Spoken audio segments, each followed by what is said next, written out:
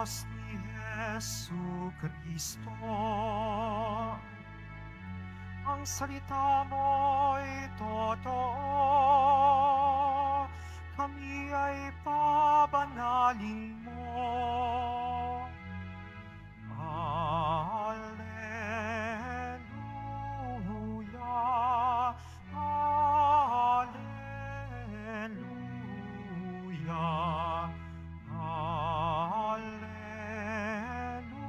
Alleluia, Alleluia.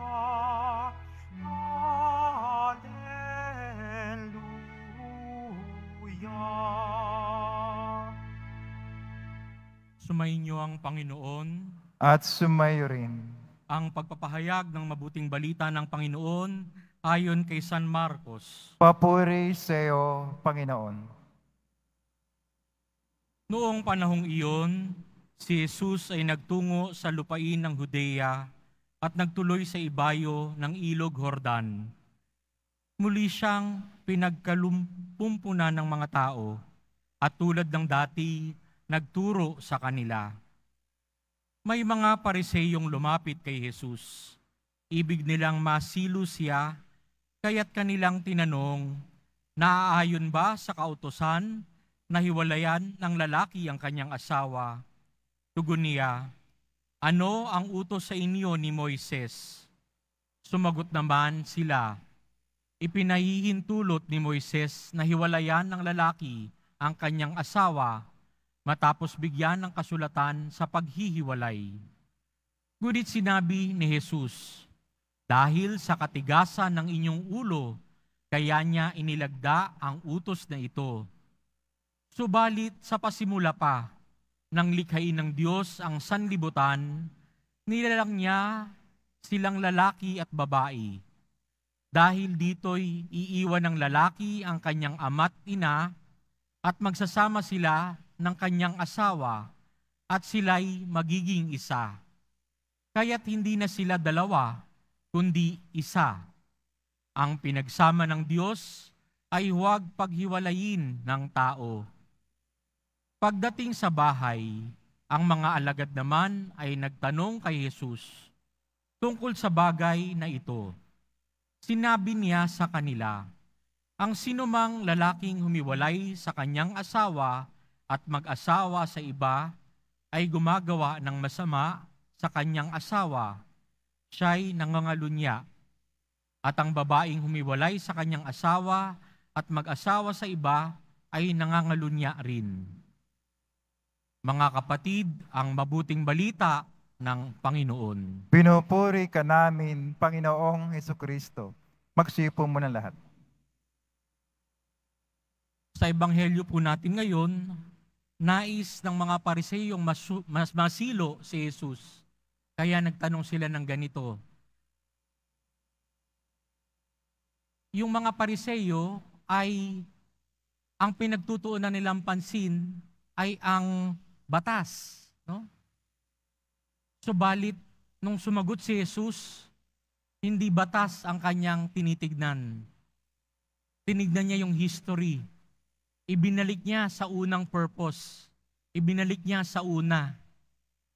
Nung nilikha tayo ng Diyos, ayon sa kanyang image and likeness, ginawa niya tayo, babae at lalaki, at pag ito'y nagsama, yung dalawa ay nagiging isa. At yung dalawa na naging isa, ay para sa paningin ng Diyos, kawangis pa rin ng Diyos. Hindi nawala yung kanyang image and likeness doon sa mag-asawa. Kaya talagang mahabagi ng ating Diyos at nagmamagandang loob na kahit hirap na tayo, naging solusyon yung paghihiwalay nung panahon ni Moises dahil sa katigasan ng tao. Naway matutunan nating maging sumunod kay Jesus kaysa maging matigas. No?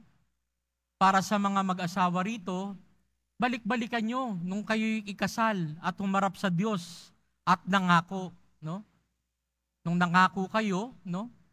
Sabi nyo, in joy and in sorrow, in sickness and in health, for richer or for poorer, till death do us part. Oo kung oo, Hindi kung hindi.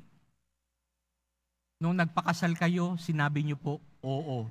Hindi po kayo pinilit ng simbahan na magpakasal. At later on, sasabihin niyo hindi. No? Pag tayo'y umibig at nagpakasal, hindi ibig sabihin ay hayahay na ang lahat. No? Naandyan pa rin ang mga pagsubok sa buhay natin. May problema pa rin. Minsan may problema sa anak.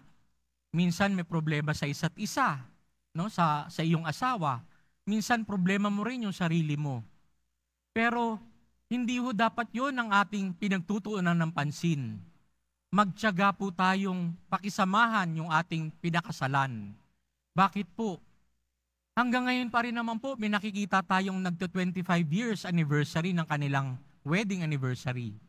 Merong iba nagto-30, 35. Hopefully, meron pa rin nag-50 years and beyond. Good news po ito. Dahil nagmamahal kayo. Hindi porkit nagmamahal ay nawawala yung mga pasakit sa buhay. Pag kayo po ay nagmahal, mas maganda hong may kasama kayong nagmamahal. No? Hindi ho pagkat nahirapan na, itapon na natin yung pinagpangakuan natin. Hanggang hayahay na lang, enjoy na lang, in health and in riches, na wala po yung in sorrow, for poorer, at saka in sickness. No? Hindi po, kailangan po natin magsuportahan sa isa't isa. Oo kung oo, hindi kung hindi. Nung humarap kayo, mag-asawa, sa altar, kayo'y nagsabi ng oo sa isa't isa. At saksi ang Diyos doon. Huwag ho natin baliktarin. Huwag ho nating bawiin ang ating oo. Naway patuloy tayong tulungan ng Diyos na maging tapat sa Kanya, maging tapat sa ating asawa. Amen.